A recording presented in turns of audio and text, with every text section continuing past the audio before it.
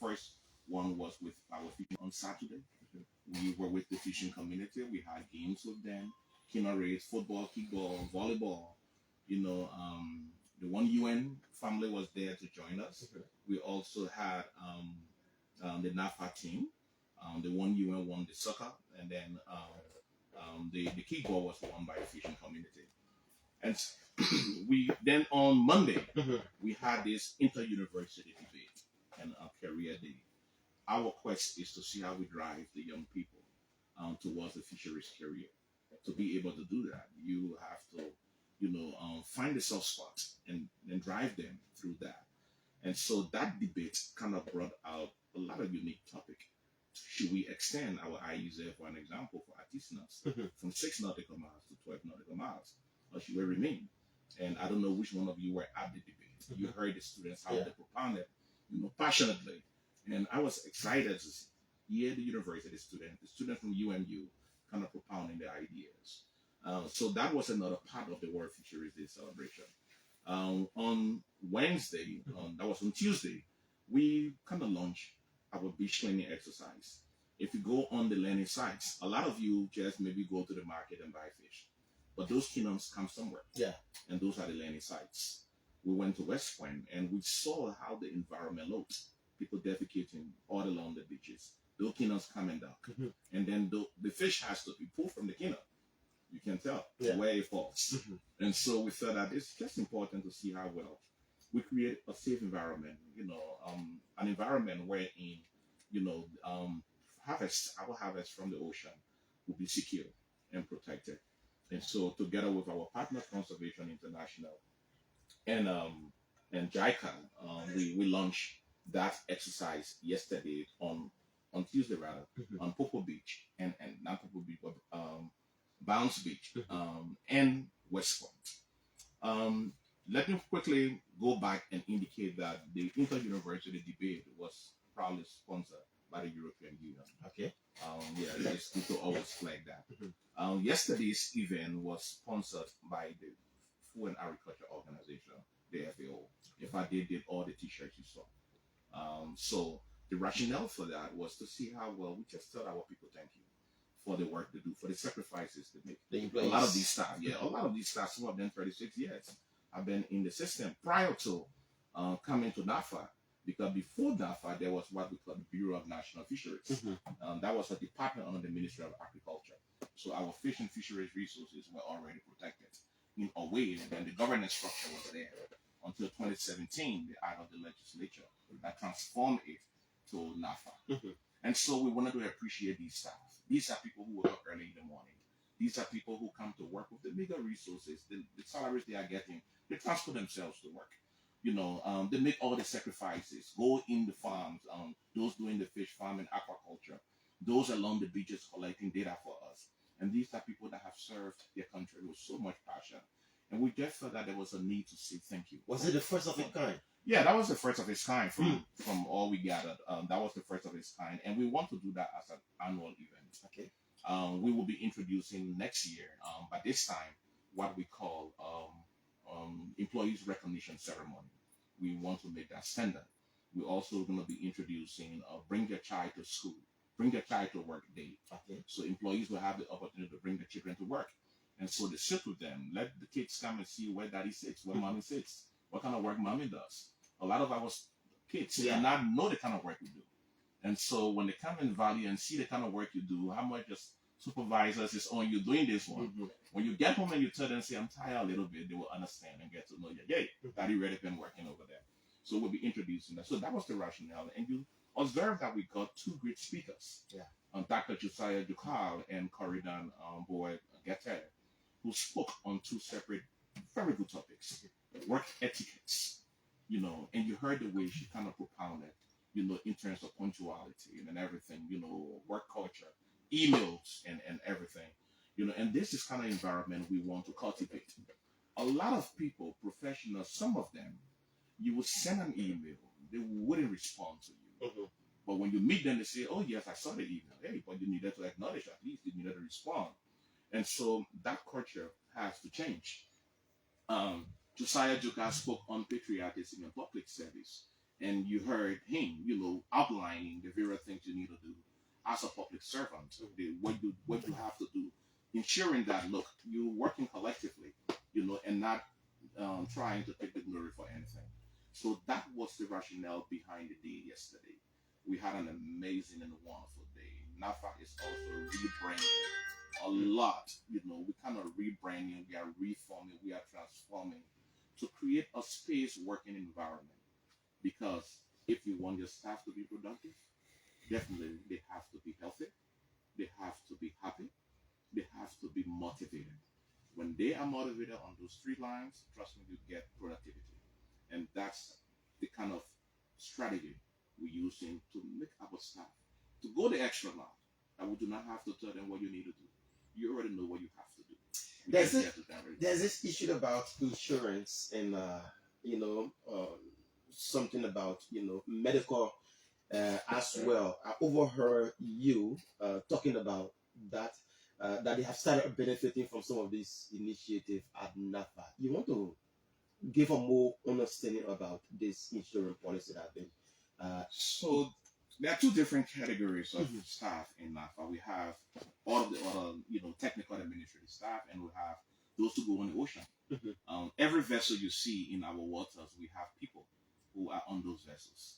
They go for 45 days, 30 days on the vessel, employees of NAFFA. Okay. They go on the vessel to be able to get checkmates, anything wrong, collect the right kind of data we need.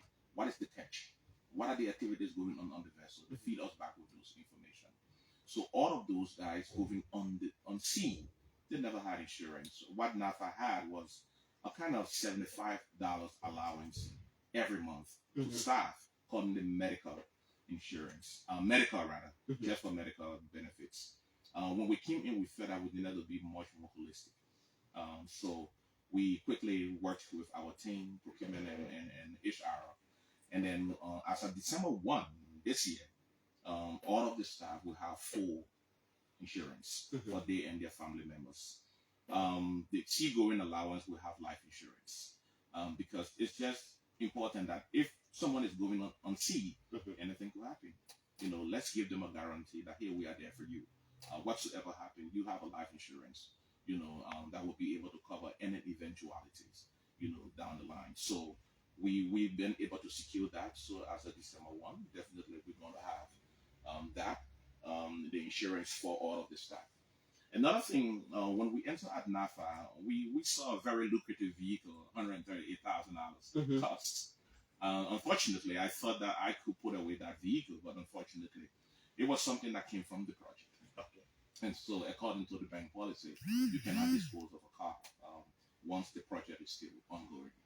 And my thinking was that I would have turned it over to the GSA, to use it for guests. If you see that car is kind of very fancy and everything. I did not feel happy to see staff transporting themselves in KK motorbikes. Why I drive $138,000 car. Today, we will be dedicating the first staff bus, a 32-seated bus, that we were able to procure through our partners. So that bus will help, at least, it's the first one, to be able to alleviate transportation burden for our staff until we can source funding from some of our partners to be able to get a second one.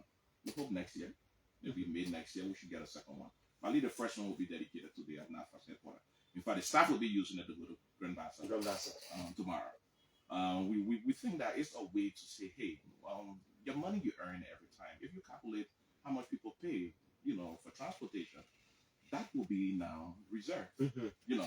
Now the entity is responsible to bring you to work and take you back home. All right. And so we're going to start enforcing work culture and work time. After them, we're going to start work 8:30, and that's going to be on the dot. And so we don't want to find any means to say, hey, I couldn't get to work because I had to struggle with transportation. Now you're going to have a vehicle picking you up and taking you back to work. Yeah. Let me come in. Yesterday, I was interested having conversation. Sometimes we say sour conversation with all of the workers. A few things they said to me. The insurance that Walker mentioned, a lot of them expressed excitement, especially those that go on the sea.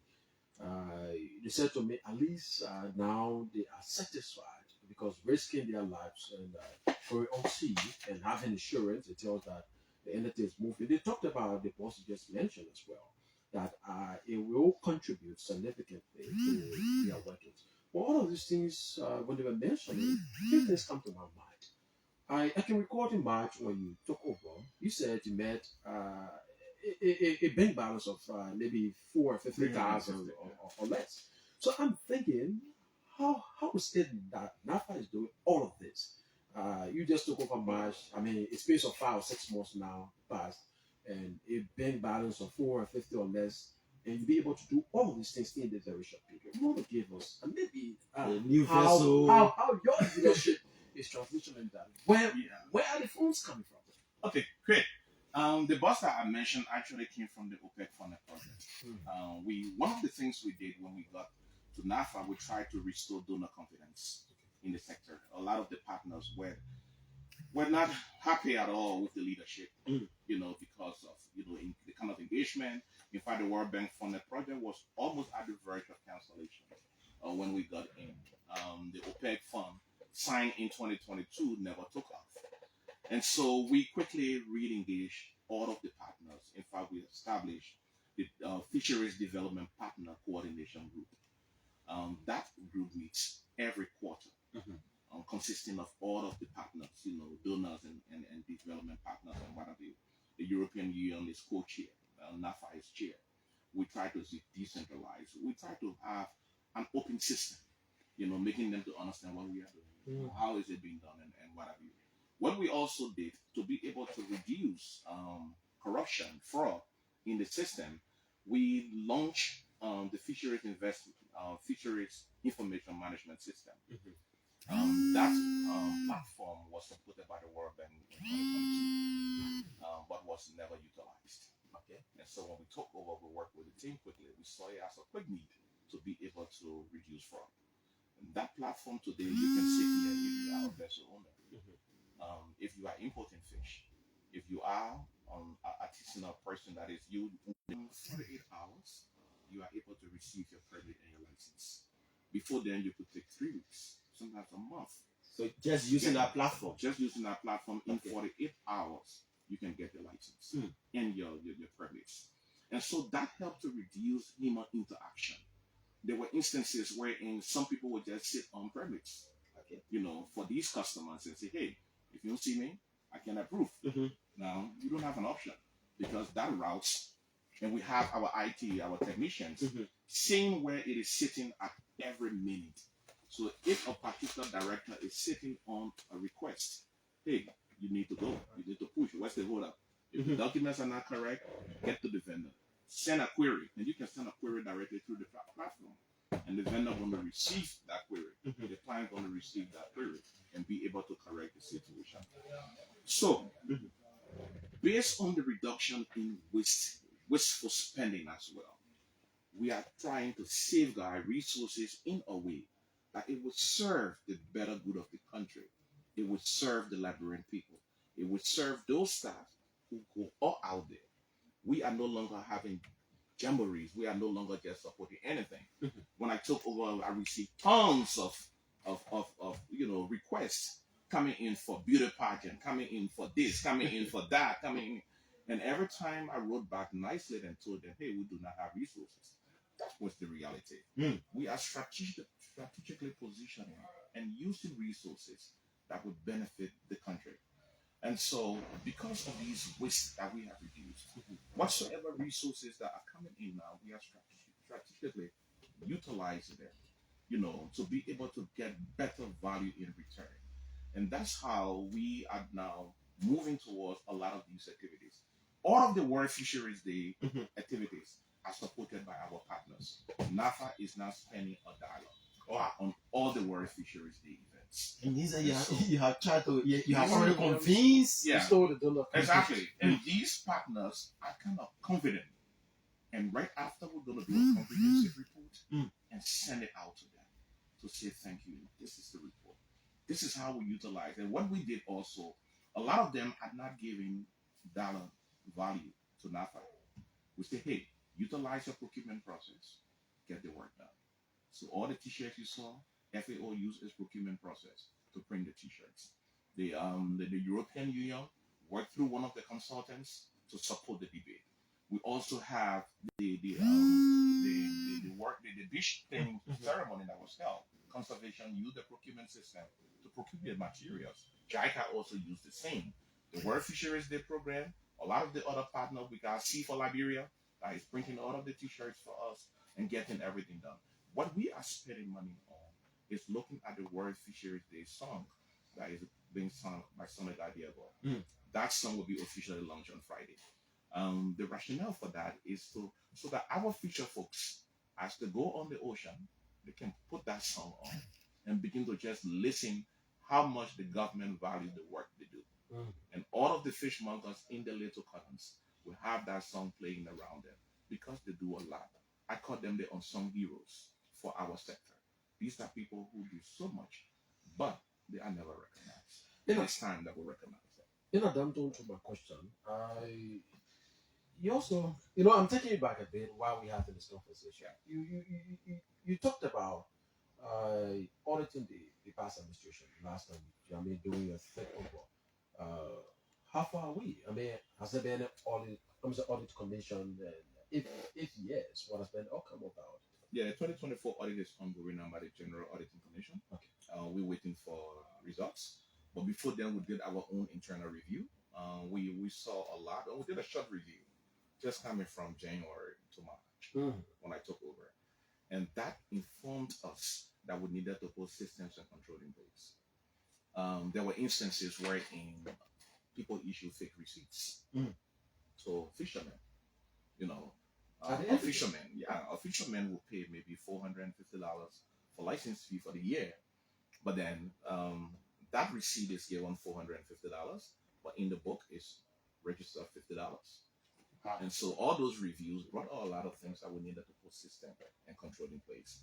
People were going in the field and collecting money, bringing out the entity in bags, but those monies were never deposited in NAFFA's account. We kind of identified a lot of them that were involved. We told them, hey, we are not going to dismiss you. You're going to pay back the money, And so they kind of spread over on their salaries, and they're going to pay back. And they're going to pay back. And they accepted. Yeah. Was that an option you gave them that, listen, either you be dismissed or we take it from the salary? Because sometimes maybe people might not understand the conversation and say NAFFA is taking our salary, from us. That's what I'm asking. What happened was that a lot of them came forth and said, hey, we're willing to pay back. And you still keeping them at the job because don't you think it is risky in keeping somebody that have already committed such a crime? So what we did, we kind of repositioned them in other areas that they will have nothing to do with resources. Some of them we put them into policy. Some of them we send them to the monitoring center. Some of them we send them to other areas. The reason is simple. If I dismiss you, I'm going to get our money back. No. All right? We want to get it back. That's the country's money. So we have to now keep taking it from your salaries, until you pay back in full. So one of the things when I went to NAFFA, one of the goals was that I'm going to be very intentional to work with everyone, no matter who you are, no matter where you're from. And so we went with the purpose of not taking people out of their jobs unless you give us very compelling reasons. Very, very compelling reasons. And so against that background, we decided to explore all options, until we reach the last. And when we reach that last, then we have to take a decision, as management. And so based on all of those analysis and what have you, and I think that's one of the secrets wherein staff now believe that, look, it's a new day. Something has come. It's a change. We have to now change the way we think.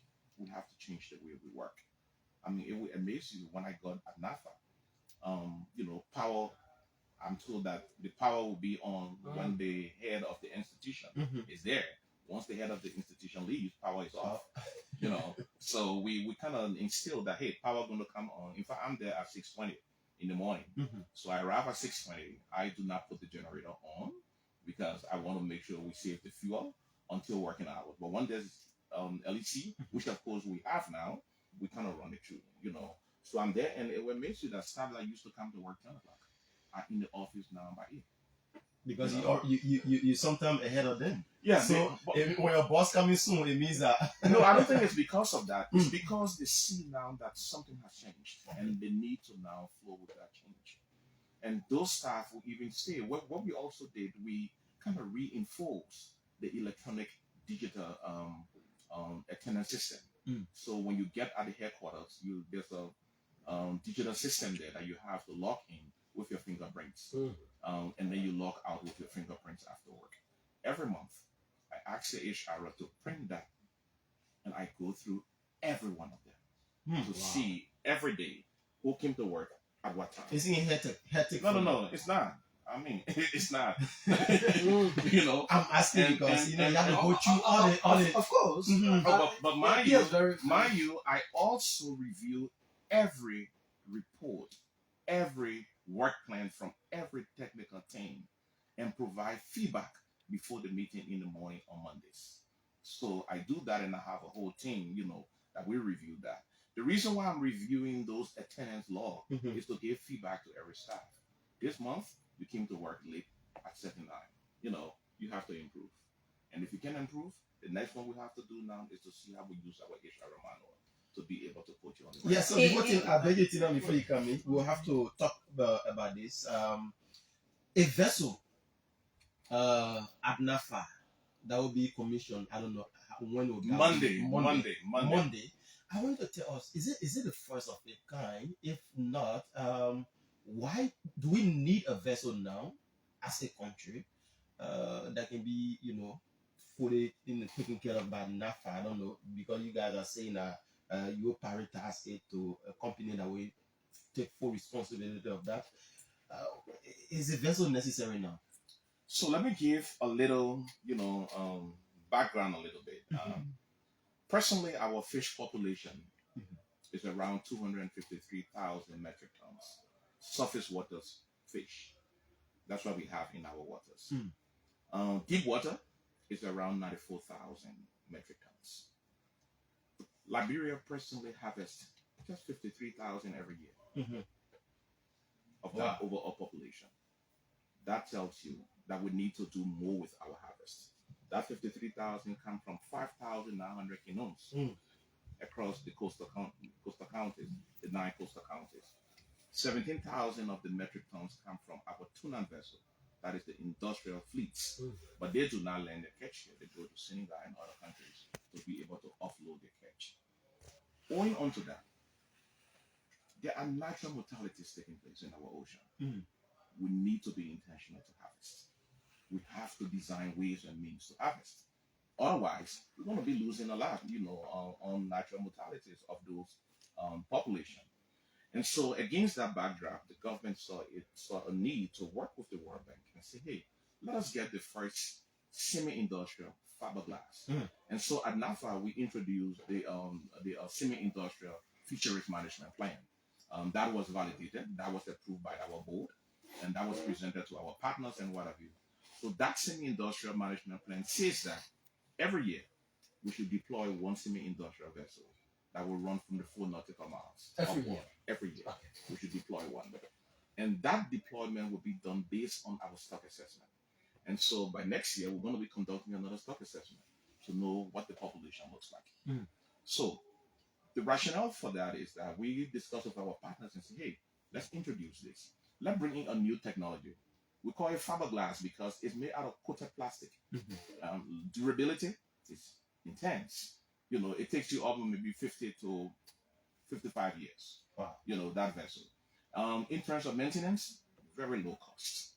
It has a value of the full length is around 23 meters. So that's big enough.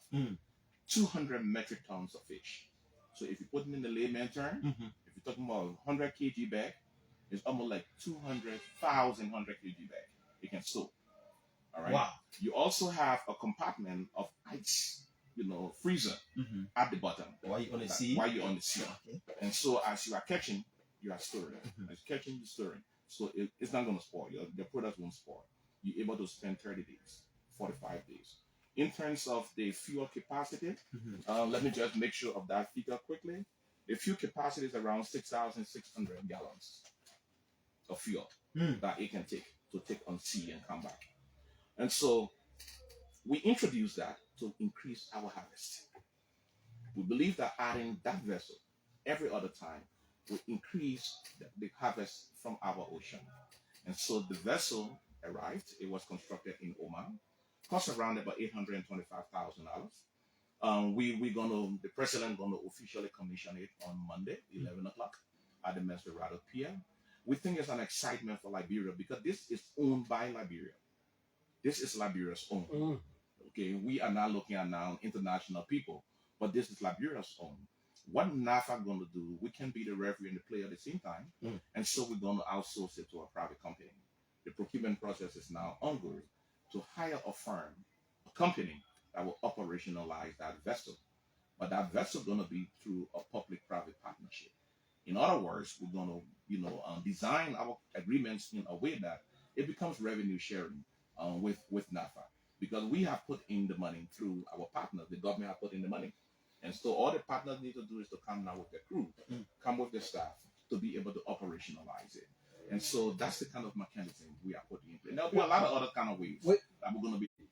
Well, I don't want to compromise the companies, operationalizing this vessel, because if you own something, like in your house, in your room, when you get there, you want to sweep, you want to clean, you want to make it look decent, right?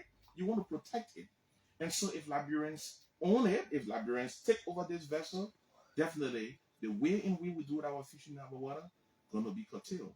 What we also did was that to enforce, because mind you, Liberia is still serving yellow card under the European Union, and that was levied in 2017. What we did when we took over, we decided to reinforce our fisheries monitoring center. And so quickly we worked with our partner and brought in the sea activities that are happening on the vessel. That quartermaster is able to scan 360 degrees our ocean. Okay. So that vessels, if this vessel goes as far as maybe 12 nautical miles, upward, you can now see all fleets in our ocean 360 degrees. And we are able to determine where they are from, what they are doing, how they are doing, what behavior they are carrying on, and that quartermaster gave us that information. That was my next question. Yeah, exactly. As to how you monitor the ocean. Oh yeah. And if there are penalties for who be violators on our waters, whether NAFFA is in a position to take actions against those that, because the last time I record, NAFFA, for instance, have had cases where people will come, maybe bring that vessel, give certain information, say, okay, this is the length we want to go on the ocean, or maybe this is the kind of fishing we want to engage, and why they're on the ocean, they go beyond what they tell the entity. So I'm asking whether there are measures you or your leadership is putting in place, one, and the penalties for who be violators. We have a very robust fisheries monitoring center. Okay. It's 24/7. We have our staff there day and night to monitor the ocean. The quartermaster added more value to it. Definitely there are penalties. If you change your fishing gear without informing us, there are penalties according to our laws. If you go into areas that you are not supposed to go as an industrial vessel, there are penalties according to our law. And we wouldn't hesitate to levy those penalties. We also inform the general public. All fish importers, make sure to get permit from NAFFA before you bring in fish. The reason for that is that we want to track where the fish is coming from. There are some vessels that involve in illegal fishing in other waters, and they bring them on our shore. Once we get the information to be able to import your fish, we're able to do traceability of those vessels and where they are coming from. Because we're strongly working with the regional body, in Ghana, called the Regional Monitoring Center, that do due diligence and tracking and everything like that. So we have a very good system to monitor our ocean, and that we have improved. Yes, that was just one of my questions I was to ask on the yellow card that was issued by the EU. How soon do we expect for the lift of the yellow card? And since you took over, how many vessels have you authorized? Because that was one of the reasons that led to the EU or placing the yellow card on illegal fishing activities on the sea. So how soon do we expect Yeah. for the life of the yellow So card? let me correct that. The EU placed the yellow card because a vessel called the winning vessel was arrested by the coast guards in Liberia. But then NAFFA did not enforce penalties, and that's why it caused the yellow card. In other words, you arrested the vessel. You know very well if the vessel is caught in illegal fishing, you should fine the vessel, right? NAFFA fine. How that fine happened, how they negotiated it, it was never disclosed. We're told that the vessel left the Liberian Ocean without paying the fine. And so the EU said that, hey, the government compromised their own laws. All right? And so that yellow card came. This time, it's completely different. You know, the way we register vessels now, we have to now link with our regional monitoring center. That center does due diligence on all vessels before they come in. When we took over, we were able to attract the stream vessel. That stream vessel, because our stream would never harvested for the past 6 months, almost a year. And so we attracted the first stream vessel. That stream vessel definitely came up. That stream vessel is also being monitored on our water. So we carried out complete due diligence and we are applying our laws. If a vessel is caught, that fine is $1.5 million. $1.5 million? Yes, if a vessel is arrested for illegal fishing, it's $1.5 million. That's the law. LD or US dollar, we're talking about serious money. Yeah, we're talking about serious money. And so that's why we're reinforcing our monitoring system. We just discussed with another company called the Blue Hammer Technology. They're going to be using artificial intelligence. Hopefully by next month or January, they should be in country to set up the system.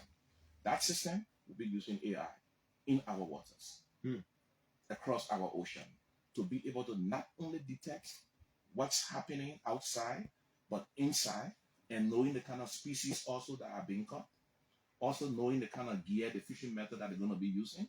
Because if you tell us, hey, I'm using line, and then we see you using trawlers, that's a fine. You're going against our law. And so that Blue Hammer technology will be able to track every vessel.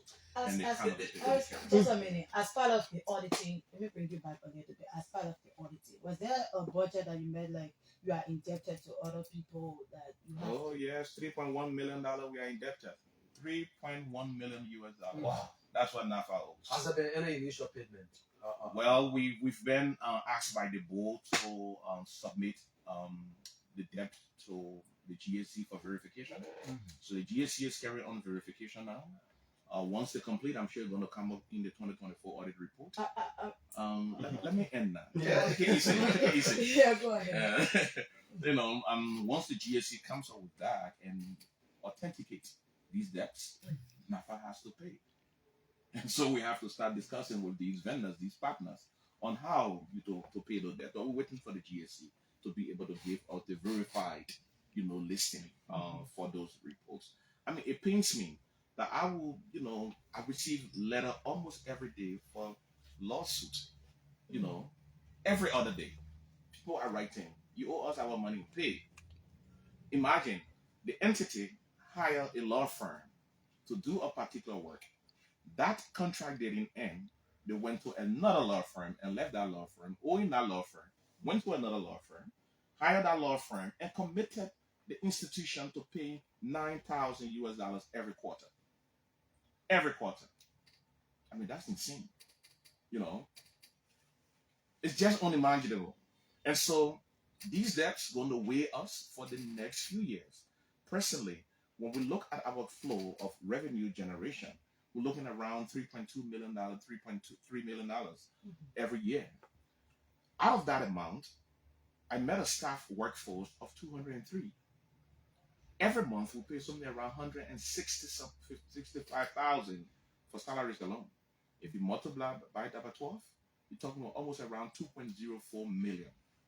With a revenue generation of 3.2 million, deducting 2.04 million, you should have few change. You have to also now ensure that you pay, government budget, because NAFFA has not been supporting government budget.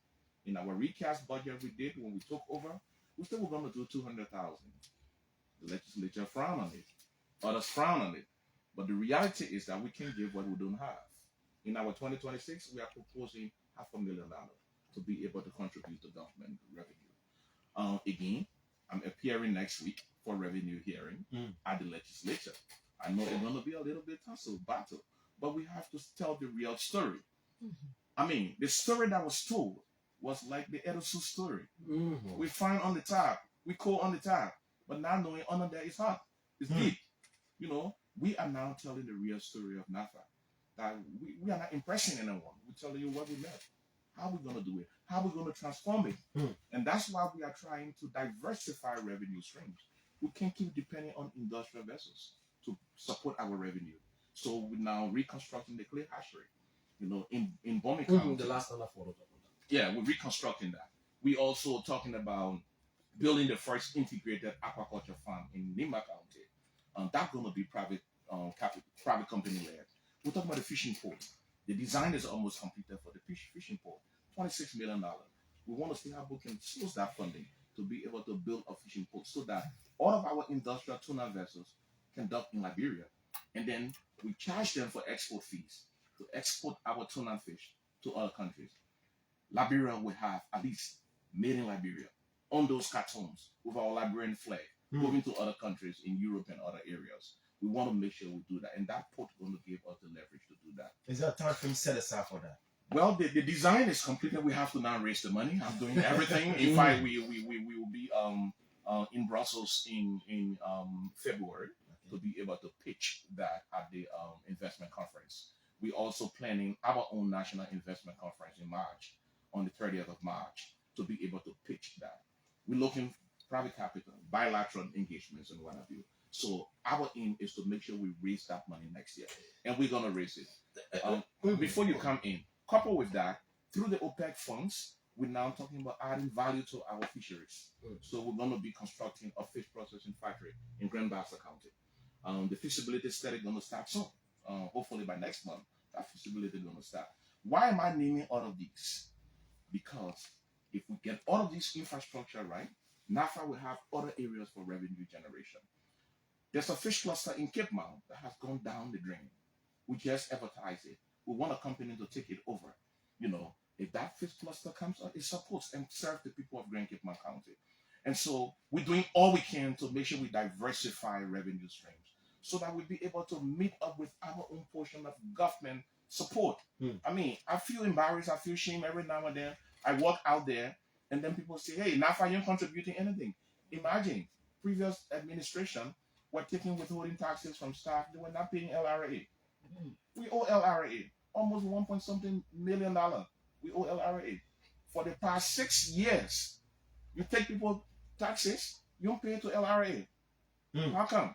When we took over, we immediately started from January to pay back. Now we want to make sure we are current before the end of December for 2025. So these are the challenges we have. These are the things we have to do. These are the ways we have to proceed. That's the reform we are bringing in NAFFA. Before we get to the program of tomorrow that we will end on, I just have a concern. I know the working environment at NAFFA at the later state of your predecessor was a kind of toxic one. We always say on several occasions we kind of reports that certain staff was for her, the other people were not for her, and the kinds of things. My question is, since you took over, has there been a time where maybe you remove people from that position and replace them with another individual, or sometimes say a reshuffle at the entity, especially those serving different departments, maybe heads of different departments. After your takeover, has there been any reshuffle? Yeah, we actually reshuffled 3 staff, and the reason was that those staff were caught in malpractices. Okay. There were some of them who were working with the coastal regions across Liberia, and there were very, very bad things being done. And so we had to remove their face and take them into another department. And these are people I indicated have to restitute some money. All right, we couldn't keep them in the same position where we're trying to help them to restitute, that money. And so we brought in different people, not from outside, but from within, to be able to drive those processes. That's the common managerial style. We can't say, hey, we want to have change in something, but then someone who sits there, there are some staff who refuse to go for annual leave, if you observe it. If you have your entity Any staff that refuse to go for annual leave, they're sitting on something. Force them to go. Let them go. Yeah, let them go. And I told all the staff, y'all got to take your leave. Y'all will go. You will send handover notes. People will be there to do the work. I think you're sitting on, we won't see it. So every staff will go for annual leave. So we have to make those changes quickly to be able to bring in that sanity. Because the reason I'm asking, sometimes we have seen across the government where people, be appointed, sometimes people will carry their own, people with them. Sometimes you carry your own communications person, you carry your own this, your own that. Louis Kono there. Louis Kono there in the institution, all the years, he's still there. Everybody's still there. When I got in NAFFA, I took my driver and my office staff, chief of office staff. So we work with everyone. All the directors are there. All the associate directors are there. Everyone is there. Everyone. All right. We just try to put best systems in place. The work culture was different. We needed to now professionalize it. And that's what we are doing. And so change is somehow hard to accept, but when people appreciate it, they get to understand that it adds value to their career. And so that's what we're trying to put forth. Just a follow-up to Harry's question in terms of the relationship. How is your working relationship with your deputy for administration? Where he's from? Wonderful. My deputy administration is now in Spain, representing me at the ACAT meeting. So that should tell you that the relationship is good. I know where he's from, but I don't mind where he's from. So he's down in Spain at the ACAT meeting representing me. They called on video yesterday when the event was going on, and they were all excited. They were having their own employees day. We were having ours on this side. So the relationship across is good. I just believe in an environment that brings sanity, an environment that brings professionalism, an environment that will be able to just change from what we had before. People can now go wherever you sit, talk what you want to talk, do what you want to do, but you are not police, you are not, barricaded, you are not, tortured or, intimidated. And that's the kind of work culture we met. People were afraid to speak their minds. Now we have people talking. People can sit in meetings and talk. And I'm excited. The women were sidelined. They were there at the forefront. When we took over quickly, we brought them around the table. It will interest you that we do not have a female who's heading a department in NAFFA. And that has to change. I say, hey, I have to make sure we get the first female to head the department in NAFFA. So we have associate directors now who are female. We now have managers who are female. And what we did, we kind of pushed them, took them for capacity building. We sent the first 3 of them to China, for the first 3 months. Go and, build yourself up. We sent some to other countries. We now have a fisheries ambassador in Ghana who's a female. She's there, working with the team there at the regional monitoring center and also giving feedback to us. So we want to make sure that we upgrade. You can't be in one institution at the same place all the time. And I told the drivers when I met them, I had a lunch with the drivers and the cleaners. I said, you don't want to be a janitor throughout your life. Get involved. Learn something about fisheries. And so every department now, at least take some time to talk to these people, upgrade them in whatsoever way, so that tomorrow you say, I enter NAFFA as a janitor. Yeah. Today, I'm a fisheries officer. That's a very good story. Okay, let's move to tomorrow. Yeah, tomorrow before we take the course. Yeah, before we take course, just what can you expect tomorrow? Tomorrow is an amazing and wonderful occasion. We have the University of Liberia, the Department of Fisheries. The students going to be participating in the event. There are 30 of them. We wish we had the more leverage to get a lot of them. Everyone wants to go. We're going to start with a parade in the morning. This evening, in fact, I'm going to be on the community radio stations in Grand Bassa to talk about the day. We're going to start with a parade. The event will be held at the fairground. Senegal Diaba will be officially, singing the World Fisheries Day song for 2025. The president office will be represented by Ambassador Charles Nader. He's not able to go. The president won't be there. He would have loved to be there. But because he will be at the Monday's event. So I guess he say, hey, you can't take me all over. The European Union ambassador going to be there. The World Bank country manager going to be there. In fact, she's our keynote speaker tomorrow. We're going to also have conservation, the FAO, all of them there. The fishmongers, that is the women who sell the fish in the market. They are so excited. We're going to have a wonderful display of seafood from our ocean, dry, fresh, everything gonna be there with in boots. So come prepared to buy. It's gonna be at rock bottom prices. The women are excited that this event is hosted in Grand Bassa as the first county. We're expecting around 300 to 350 participants. I'm told that the women themselves are facing their own lapas to wear. I love them. Whenever I visit, the kind of enthusiasm they bring up and what have you. There's going to be some speeches, celebrations and what have you. And then every fishing community, we've kind of provided some little, push. I like to say support, push, so that they can have small thing in their community. At the end of the day, so that they go there and celebrate. The president is going to be making a very big announcement for the fishing community on the 24th. I'm not going to disclose that. It's something wonderful, something that they have been talking about for the past 6 years, and I think the prayer has been answered. So the president is going to be making that announcement on the 24th for our fishing community. We'll take some calls, like 5 callers, quickly. Amazing. You will call it Director General. So. Okay. Before we take the call, I also want to announce that on the 28th of February, we are having a fish. November. What February kind of November, we are having a fish market sales day at the NAFFA headquarters. We're working with our fish sellers to be able to pool all of our natural resources right at NAFFA headquarters. The First Lady of the Republic of Liberia has been waiting to come and officially declare the market day. We want to do an annual event so that our women and people have somewhere. Like when you go in the US, you see they have Farmers Day and what have you. We want to introduce the fish market day. So we're going to have fish of all kinds, lobster, crab, and everything you can think about from our ocean going to be on sale. They're going to start 10 o'clock in the morning and we're going to run it up to 5:30. Mind you, the 29th is a holiday.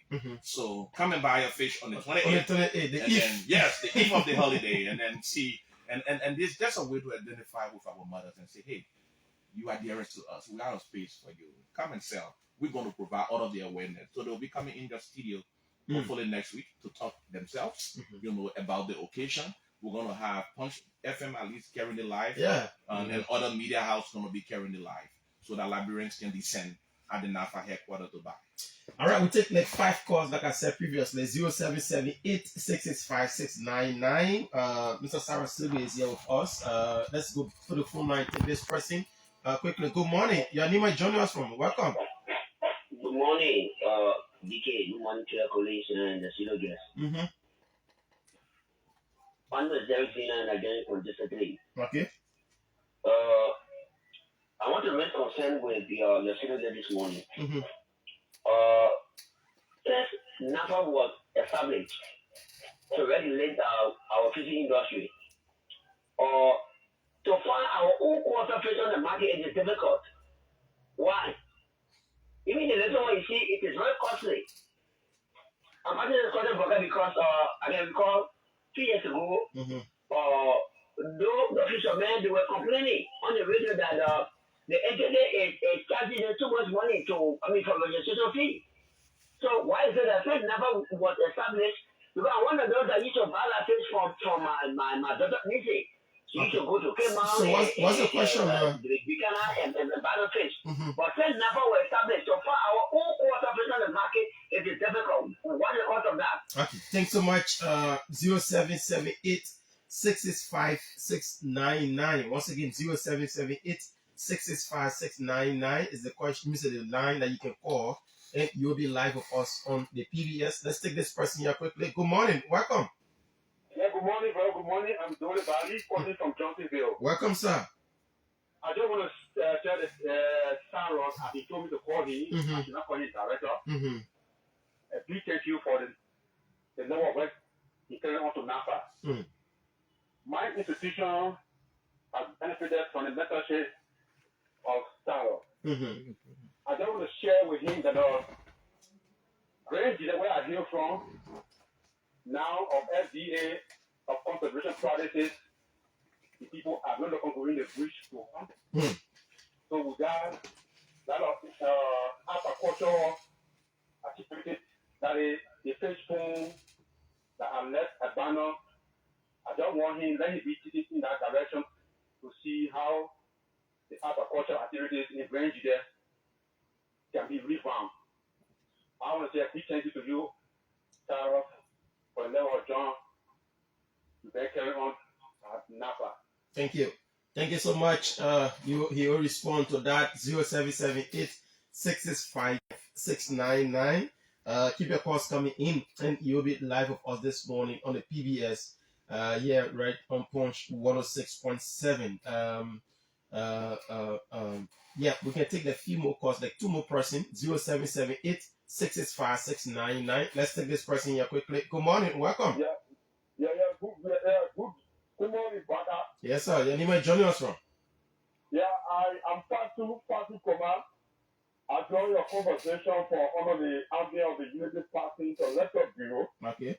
First let me commend your guest. I mean, Honorable Cyrus Saygbe, for the level of exposure. I think he spoke very well. He had a very ambitious plan for NAFFA. Over time, we have been calling to see a NAFFA, and we are, and after have been political boxing ground. Where the staff were divided on political line. But listening to him, outlining his vision and the cohesion that he has brought among the staff, that social cohesion, wherein make sure that for peace to reign among staff, for staff to coexist. All the kind of things, it helps to create a very healthy working environment. And it also helps to breed productivity in the workplace. Okay. Because you with that, I suppose you get the best out of the staff. All right. And when they work together. Thank you. Social cohesion is there. So I let to commend him. And on the issue of the infrastructure, infrastructure and the revamping of the fisheries sector. The fisheries sector is very important. It's very important when it comes to the economy of the system of the country. Because all right, my brother. We don't have the length of time, my brother. Thanks so much. We take our last call. Yeah, 0778 665 699. Let's take this person. Good morning, welcome. We mess up on our call. 0778. We can take our last call, then we cross over to Cyrus to wrap it up here. We are already out of time. 0778, and you have to run. Then you have to be in Basel this morning. 0778 665 699. If there's no call, then we can cross over to the DG to tell us. Okay, let's take our last caller here quickly. This first, okay. All right, we just messed up on that person. DG, you listen to the callers? Yeah, thank you. The first caller spoke about fish being costly. I'm trying to wonder where he's been going to buy. Definitely, a lot of the fish you see from our ocean, if you drive going through 72nd and on the left, those are things from our rivers and ocean. If you drive up to the Boulevard Junction, I mean, those are things from the sea. So all over, you have the fish, our harvest coming in from the various landing sites in the country. So I'm wondering, perhaps he spoke more about fishermen being complaining about pricing, and I don't want to speak much to that yet until after Monday. Okay. So after Monday, I'm going to talk about that pricing, and at least something different going to happen around that. The next caller spoke about fish farming in Grand Juda. In fact, Grand Juda is one of the counties that we've identified to construct the next integrated fish farming optical farm. We have a little hatchery in Grand Juda called the Dewey, around the Dewey town. We're seeing how well we work with our partners again to be able to reactivate and resuscitate that facility. So definitely we are kind of balancing it. For me, aquaculture is no longer an option.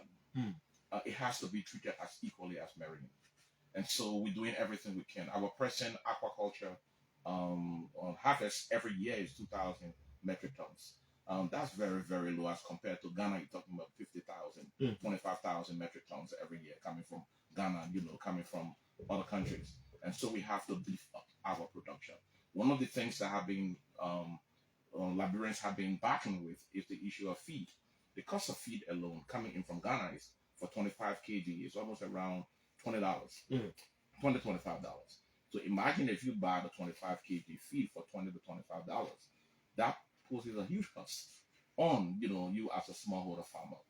What we want to think through on now is, hey, how can we begin using the black soya fly, to be able to cultivate for protein purpose, and then looking at smallholder farmers that we work with for soybeans and maize production. We want to now develop our own local feed, and so the clay facility definitely going to have a feed mill of 10 metric tons. We want to be working with a lot of our other partners and then farmers to see how we begin producing feed locally. One of the other discussions we're having while we are trying to produce feed is to get a company to come in and establish, to be able to sell feed at the local level, which of course will help to reduce the cost. Because right now, if you order your feed, you have to pay, the transportation for it to come. You got to do duty free and everything, and all of that add to the cost. So there are a series of discussions we are having to be able to solve the issue of feed. Once we get feed right, once we get it at a reasonable price, definitely all other things on aquaculture going to improve. So these integrated farms, the way we want to do it is like, hey, you are in a big room, all right? If all of us in this room, if you cut this light off, we all use our torchlight, the room won't be as bright. Yeah. So the integrated farm going to be that big light. And then a private company takes it, provides support and extension services to smallholder farmers. The youth also be involved in the value chain. How do they transport inputs to these farms? And they're making money from a private company because the private company making a lot of money. So it reduces the stress on government to identify extension workers. That's the model we are developing in Nimba. And if we get that model right, we're going to replicate it in Rangida, replicate it in Upper Montserrado, replicate it in some of the other landlocked countries like River G and what have you. So that's the kind of model we're thinking on. So we're very intentional about the kind of space we want to adapt. The next thing I didn't talk on, let me just mention it quick. We're looking at blue carbon credit. We got a company coming in next week to kind of engage with the authority, looking at the blue carbon market. As you are aware, the president already constituted an authority. So that company will also be meeting with the authority. How can we begin to get some funding resources from carbon sales? All right. So we're going to start the framework. They want to create a whole blockchain to be able to track and get our blue carbon. So that's another side, of it we're looking at. There's a lot of things that we, trying to initiate so that it brings that kind of visibility, that viability to the institution. We just established also the environmental department. That department has been robustly working. You can talk about fisheries and talk about the environment, so they're giving a lot of drive. So in a nutshell, we have a lot on our shelf. We have at least, earmark our own plan in a way that it will bring value to the country. A 10-year strategic plan for the sector is being developed. The consultant is in country working on that. We're also looking at an aquaculture strategy, an investment plan. We also just developed a resource mobilization plan.